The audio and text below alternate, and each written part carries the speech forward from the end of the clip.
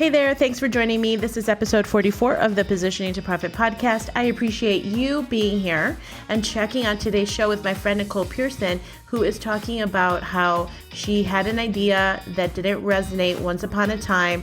And when you are in an innovative space, there may be a chance that it's not well received. But here's the deal, with things changing the way that they are, turns out that idea that she had once upon a time is totally going to rock it out in her business.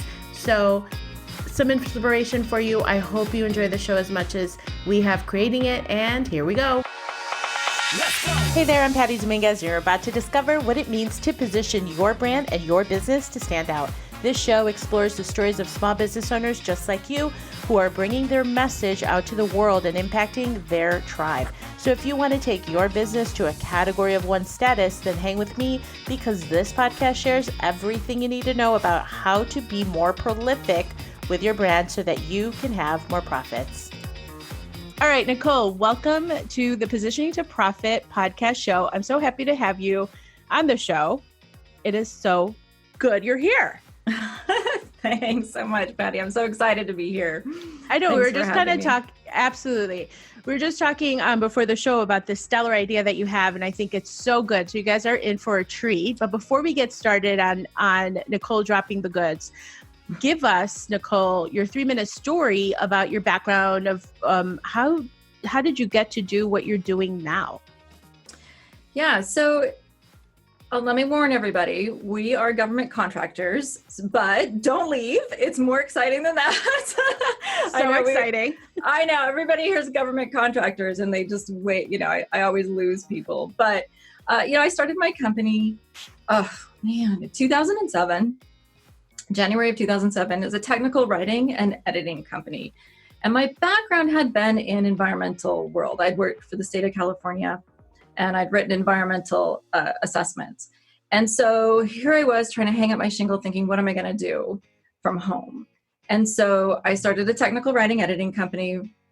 We specialized in the environmental, engineering, and land use planning industries. I know it's not getting any more exciting, but I started my company, like I said, in 2007. We worked for a lot of environmental engineering companies. And as you remember, in 2008, things got a little bit rough. And in 2009 of October, our phone stopped ringing. Our clients disappeared. Many of our engineering clients who had offices full of 40 people, 50 people, had offices with 3 people. Massive layoffs, work was gone. And right at that time, we had probably 2 or 3 months before that, we'd gotten our first government contract. And I was a subcontractor to a friend of mine. Actually, she needed somebody to document meetings that she was facilitating.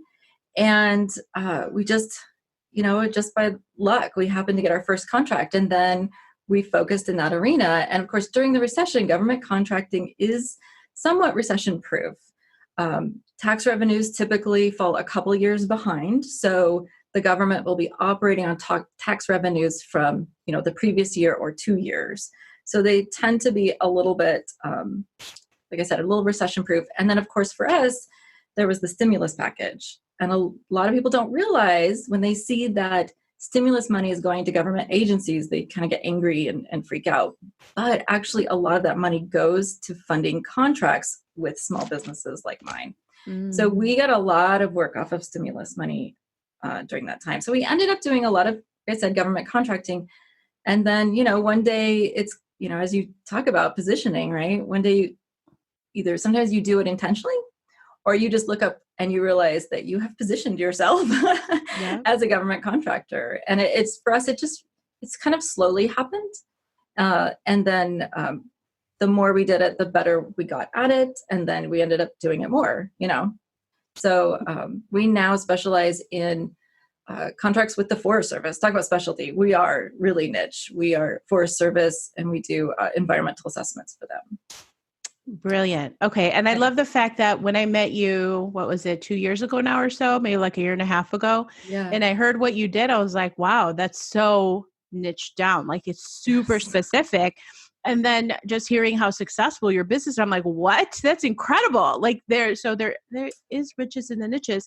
But for the context of this show, I thought one of these ideas that you have, which I think is so smart, is because I think you're very entrepreneurial in the way that you kind of thought about this. There was a concept that you presented once upon a time that didn't fly. You know, it wasn't really well received. And that could be because of a lot of different things. Maybe there's resistance from the end user. It's not the right time. People don't get it. You're not articulating it correctly. It could be any number of things, right?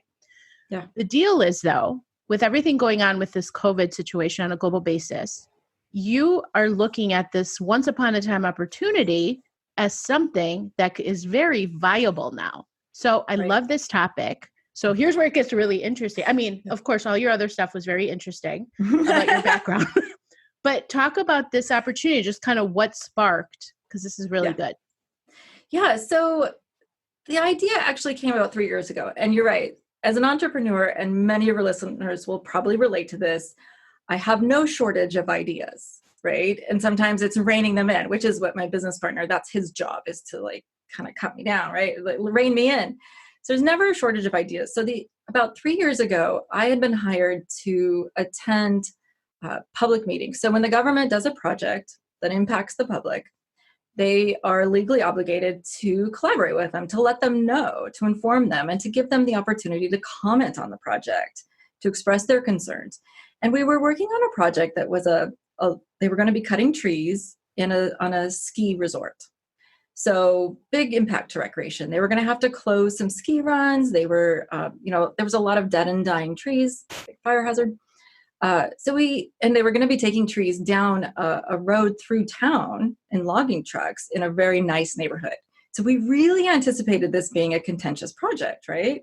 Impacting recreation and your neighborhood. Oh, and the logging truck was driving by a school. So we thought, this is really going to be good. So we better do some public meetings, a set of them. So we put them in the newspaper, on the website, we let people know. We had a whole staff of people there. They had hired me to come and sit at a table and collect public comments because they thought there would be a lot of them. We spent 3 hours there that night and 3 people showed up.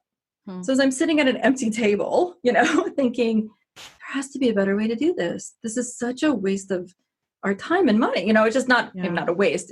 It needs to be done and it's important, but it wasn't the best use. So I thought, you know what, we can move these online. There's no reason we couldn't build a really interactive website that had maps and could show, interactive maps so people could see, here are the different alternatives, here are the different options. What do they really look like? A place where they could ask questions, leave comments, have comment letters go straight into the comment inbox so that the Forest Service was sure that they were receiving all the information. Because again, in these public meetings, you might have somebody talk to you personally, but if there's not somebody writing that down, so here's somebody who spent the time to come to a meeting at night, and then you didn't even capture what they're saying, right? So there's a lot of things a lot of places we could see needed improvement. Yeah. So we had this great idea. My business partner, Jay, is a software engineer. He can do a website. We can add all the bells and whistles. We thought this was amazing. And we took it to some of our clients, and they didn't love it. They didn't see it. Maybe they could see it, but this isn't how it was done. Right. Well, I was going to say, can I stop here? Because this is a lesson for everybody. Is you have an idea and people weren't really resonating with it because they weren't seeing it as a real pain, right? There wasn't real pain behind what it is that you were presenting. It was opportunistic, but the risk of change was too great of a potential pain for them to move. Right. So that's in essence what happened, it sounds like. Right. And it was interesting because I was maybe addressing a pain of their audience, but not their pain. Right. Right. And that didn't even occur to me at the time. I just saw that people aren't coming to your public meeting. To me, that's a pain point. To them, they were doing their part, putting on their public meeting. Their constituents not attending, that was a pain point of their constituents that they weren't really seeing. Right. Mm-hmm. So we got a lot of resistance. They didn't know how it would work, if people would be, they didn't know if their constituents would like this any more than the public meetings, right? That's like you said, the risk. they were already doing something. Even if it wasn't working, it might be better than what we were proposing, right? Nobody really knew. And nobody wants to be that first, right? Nobody wants to be the person that steps on the ledge. And then if it doesn't work, then, you're the person that didn't work, right? So nobody wants to take that risk. So we just put it away. We thought, well, it's not the right time. That's okay. I have 100 other ideas. Let's just move on, Mm-hmm. and we put it away for about 3 years. And then this happened. And it's something that when you live in your bubble, you don't realize what's happening on the people outside of your bubble. So I've worked from home for years. So we've used video conferencing. We've all of our information stored on the cloud. We, all those things that now the rest of the world is suddenly waking up to and trying to figure out. Yeah. And all of our clients, all the government agencies, all their staff are working from home. They're all sequestered. They do have some ranger districts open, but they screen people coming in. You just don't have the access to them. The public doesn't have the access to these government staff like they used to. And this is not the time that you really want to, now is the time to increase your transparency. Now is the time to communicate more with your constituents. Everybody's frightened. Everybody's unsure. Nobody knows what's happening next. So you have to talk to them and tell them. And so doing projects now without including the public, first of all, you legally have to. But if you don't, it's just going to break down the trust that you do have. Yeah. So we have dusted off our product and said, you know what? Now is a great time to do these online. So smart. And so you're really, I love that. I love the fact that you kind of put it on the shelf. Okay, that didn't work. And so 3 years later, here we are in this situation. And now looking back, you can see, okay, this is going to directly address an urgent need that they have. And so again, this is such a lesson for any of you that are listening, that maybe there is an idea that you had once upon a time that wasn't relevant, that you can activate and say, actually it is, and what you were talking about, your idea for your captive audience was really kind of ahead of its time, right? It was an idea that was ahead of its time. It wasn't really a need. And so really looking at that. So how are you going to roll this out from a marketing standpoint? Are you relying on your connections? So the networking. So a lot of people are wondering like, okay, how can I grow my business right now with everything going on? What are you really relying on in spite of everything going on right now with the economy and all this stuff and crashing, burning, et cetera, that we hear?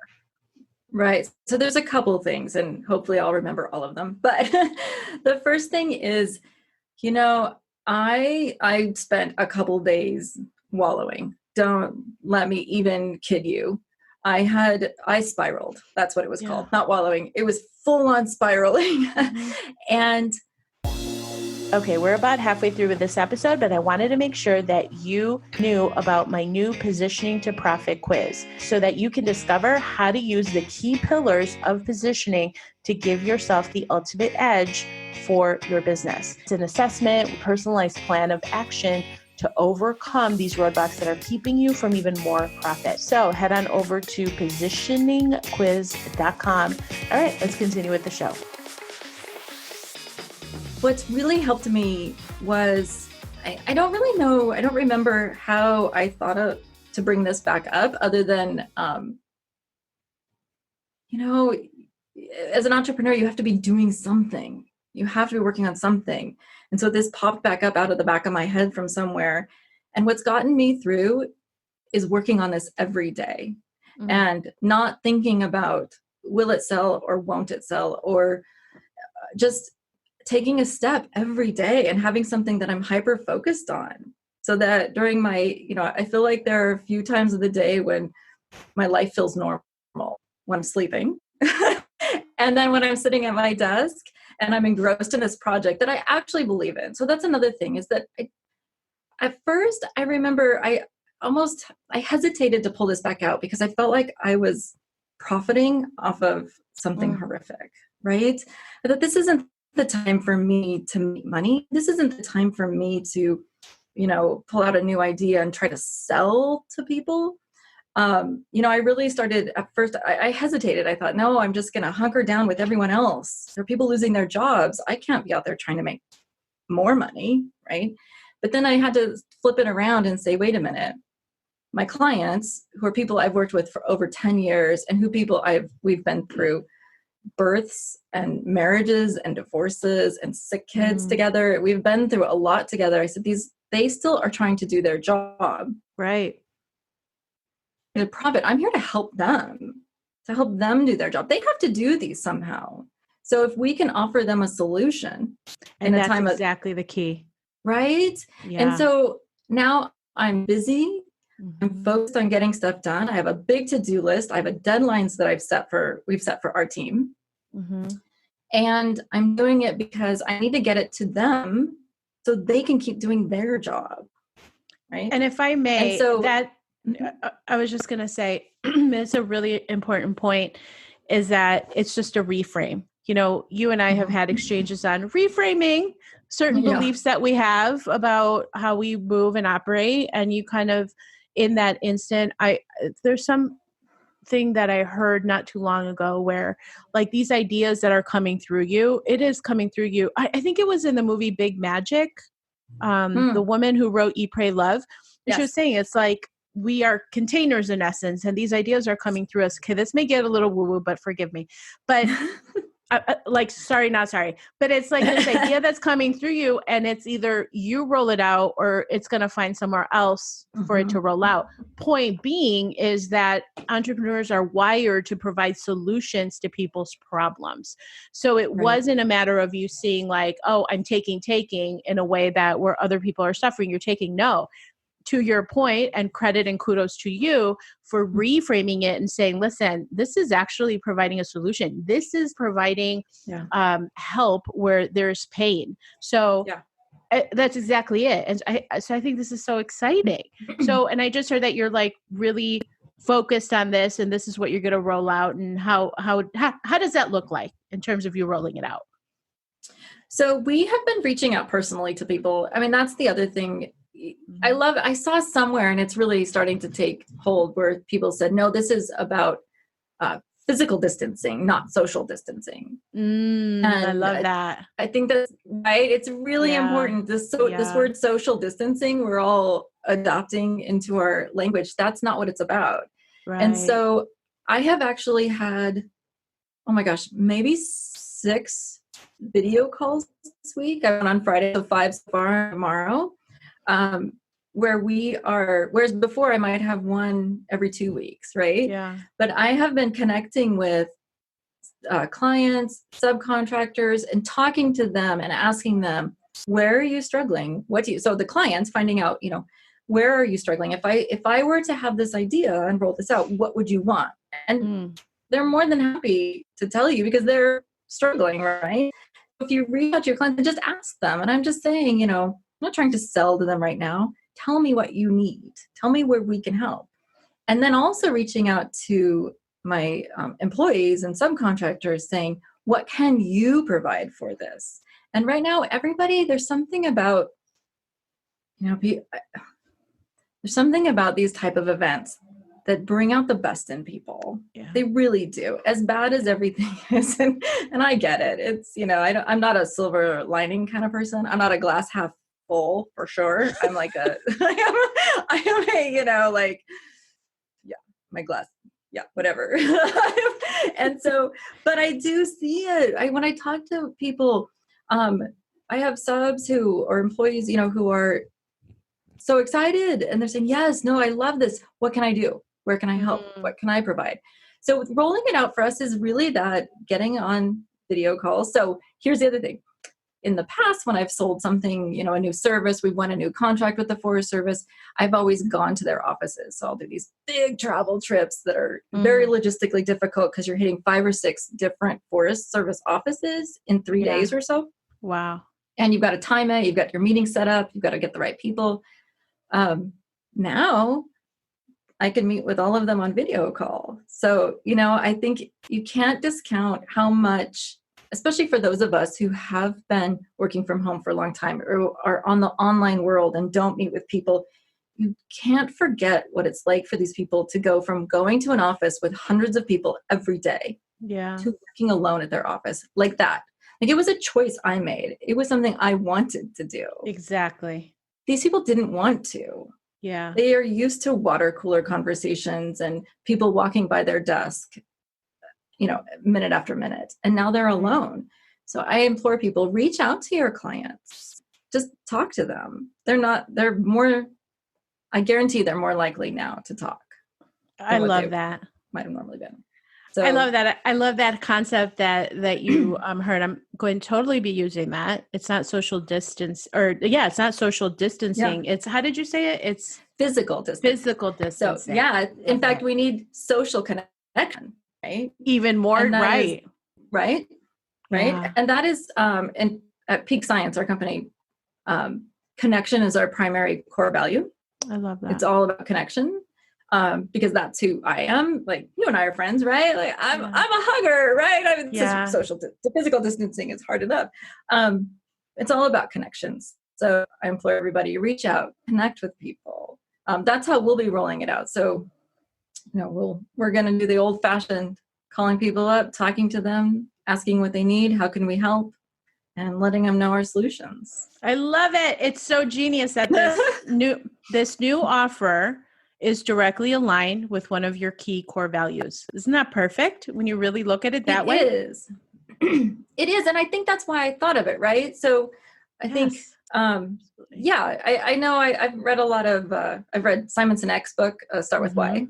Mm-hmm. And when I first read that book, I went searching for my why, and I tried all these crazy things I was grasping at, trying to come up with something that I thought was cool, like a really cool why. Yeah. And the funny part is, for most of us, that why is just sitting in front of us alone, right? Yeah. And mine was connection. Yeah. I've had mentors, as you've heard, say, "Oh, the thing about Nikole is her heart," And I was like, "Oh, I don't want my heart to be my thing. I want to be like tough and bad." And no, I'm not. So it is better just to embrace the thing that's right in front of you. But it was always about connection with me. And so I think sitting in those public meetings when nobody came, to me, I recognize that as a problem because my core value is connection. Like, you guys aren't connecting with your constituents. They're not feeling you. They're not showing up for you. You have to do this differently for them. So. Oh, so good. I love it. It's going to be it is super successful. It's going to be super successful for that very reason, because it's so in alignment with what you stand for, as a business. Yeah. So it's genius. Okay. We're turning the corner. Person, place, or a thing. What are 3 things that inspire you? Oh my goodness. Okay. 3. Okay. Well, I'll be so cheesy. So my first one is my children, for sure. Every decision, I started my company, 13 years ago, 15, because I had children and I knew it had to be different. I knew I couldn't go to work and I couldn't leave them all day, but I also knew that I wanted to make a living and have a career. I was, I had it all. I've been told I could have it all. So I was going to figure out a way to have it all. So my children, for sure, they are, I've said many times, when I grow up, I want to be just like my daughter, she's, oh, that's so cute. Yeah, I know. She's so tough. Oh my gosh, if I can't come up with 2 more things that inspire me, this will be the worst interview you've ever had. On that note, laughter. Oh my gosh, we have to laugh, and our family, like, sometimes it's not appropriate laughter, but you have to happiness and joy in every moment, because sometimes that's all we have, so we make a lot of jokes and we laugh a lot. So my family, laughter inspires me. Oh my gosh. Are you going to kill me if I can't come up with No, how about connection? Like, that is just so paramount for you. right? I know. See, really again, it's that ingrained one that's so ingrained that I never think about it, right? It's always the but we really are. I think everything that we do in our company and everything we do in our personal lives is really driven on that connection, whether it's family, friends. Yeah. Although when this is over, I am making more friends because I got to tell you, when you like go into the social, working at home and they cut everybody off and you realize your life isn't that much different. I got to get out more. I love that meme. When this is over, when this is over, I am going to spend a lot of time at home. Okay, last question, which I think is even more, it's going to be a really interesting one. This is just a standard one that I ask at the end. Like, what would make this year a great year? Right? With everything going on. It's such an interesting question. It is interesting. And I actually think, as much as I do feel fear and as much as I do, I worry about what's happening. I think that humans, we rise to the occasion every time, but we also get really stuck in the way that we do things, just like our clients. No, we're doing it this way. We've always done it this way. We don't want to try something new. But then something big happens to us and we have to change. Yeah. And you've seen it throughout history, right? It's always those big moments where we completely change the way we do things. I was thinking about this whole event, trying to wrap my head around it. And I was remembering that we went to Disneyland. We have Disneyland annual passes. Of course, the year that we get them is the pandemic year. And as you go into Disneyland, they check your purse, right? Or your bags. Right. And I always stand there and I know it. And I open my purse and I go through and it's no big deal. But I was thinking, before 9/11, they didn't do that. Right. 9/11 happened and our lives changed overnight. It's just that now we've adapted to it. We don't even think about it being different. My kids don't know that there was a time you could meet people at the gate at the airport, right? Yeah. You could go to the gate to meet your people. And so I think that there will be big changes, and I think it's uncomfortable right now because change is, but in a few years, we won't remember it being any different. And I hope they're all good changes. I really do think that we're going to have to, that this is forcing us to step back. And so it would be a good year if when we all come out of this at the end of the year, if everybody's a little kinder, more compassionate, understanding. I think you'll see the divisiveness that's been in our country, not to get into politics, because I won't do that. I won't do that to you. But I think that will be less important. I think that it would be a good year if we all just, when we can all hug again, I think we will. Oh, I love that. I know. I thought that too, because I'm a hugger for sure. And I'm just like, God, I hope we don't let go of that. I mean, culturally, I'm such a hugger. Like I can't not do it. So that's going to suck if we can't do that anymore. I'm like, what's that about? Okay. So how do people get in touch with you to find out more about your business? If this is sparking an idea of something that they want to implement too, how can people get a hold of you? So the best place to find me is on LinkedIn. So Nikole Winters Pearson, actually, on LinkedIn. I think I'm the only one out there. Nikole with a K. I do all of my connections there. I'm on there every day. I'm on there a lot every day. We have a business page on LinkedIn for Peak Science Communications. If you want to see more about what we're doing and how we're rolling this out, we'll be doing a lot of posts on that. And then, of course, our website at peaksci.com. And I would spell it, but all the letters sound the same. PEAK. See, I need to learn that. Papa, Echo, Alpha, something. Oh, the military talk. The military talk. And whenever I spell my website to people, they just stare at me because all PEA. Yeah. What was I thinking? Well, here's the deal, though, but it'll be in the show notes. So you can grab that in the show notes, peaksci.com. Nikole Pearson, thank you so much for being on the Positioning to Profit show. You're so inspiring. I'm so excited. I can't wait to see what happens here because I think this is a really great idea, very needed. Thank you so much. Thanks for having me. I appreciated being able to talk to you. Thank you. Thank you so much for checking out the Positioning to Profit podcast. If you haven't already done so, please make sure to hit that subscribe button so you don't miss any new episodes. And also, it would mean the world to me if you would take a quick moment to leave a rating and review on iTunes, Stitcher, SoundCloud, or your favorite podcast player. It really helps to get the word out about the podcast and, of course, the featured guests. And lastly, please make sure to connect with me on social media, Facebook, Instagram, Twitter, LinkedIn. I'm on all of them, and use hashtag positioning to profit so that I can search you out and connect that way too. All right. Thanks so much. See you next time.